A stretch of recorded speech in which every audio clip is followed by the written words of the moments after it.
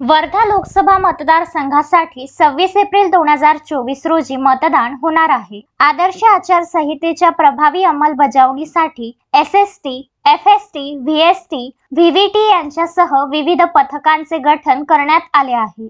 निर्भय व मुक्त वातावरणात निवडणूक पार पाडण्यासाठी वर्धा लोकसभा मतदारसंघात एकूण 31 चेकपोस्टवर वाहनांची कसून तपासणी करण्यात येत आहे। यापूर्वीच वर्धा लोकसभा मतदारसंघातील 6ही विधानसभा मतदारसंघात विविध चेकपोस्टला मुख्य निवडणूक निरीक्षक, खर्च निरीक्षकांनी, निवडणूक निर्णय अधिकारी तथा जिल्हाधिकाऱ्यांनी भेट देऊन वाहन तपासणीबाबत स्पष्ट सूचना दिल्या आहेत। नागरिकांनी वाहन तपासणीसाठी पथकांना सहकार्य करावे असे आवाहन जिल्हाधिकारी तथा निवडणूक निर्णय अधिकारी राहुल कर्डिले यांनी केले आहे। निवडणूक काळात मतदारांना प्रलोभन दाखविण्यासाठी अवैध दारू साठा व रोख रकमेला आळा घालण्यासाठी वाहनांची कसून तपासणी केली जात असून स्थायी निगराणी पथकामार्फत घटनाक्रमाचा पुरावा गोळा करण्यासाठी रोख व मद्य पकडणे या घटनेची व्हिडिओ रेकॉर्डिंग करण्यात येत आहे। नुकतीच 4 एप्रिल 2024 रोजी स्थायी निगराणी पथकाकडून आदित्य पॅलेस जवळ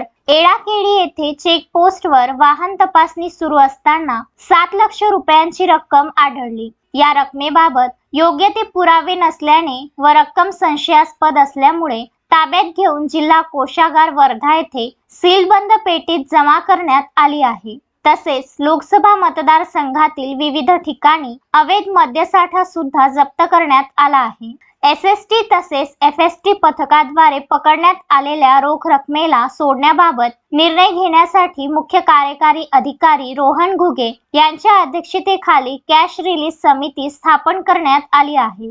पकडण्यात आलेली रोख रक्कम वैध दस्तऐवजांची तपासणी करून लगेच सोडण्याबाबत ही समिती निर्णय घेणार असून अवैधपणे सापडलेली रोख रक्कम आयकर विभागाकडे सुपूर्द करण्यात येणार।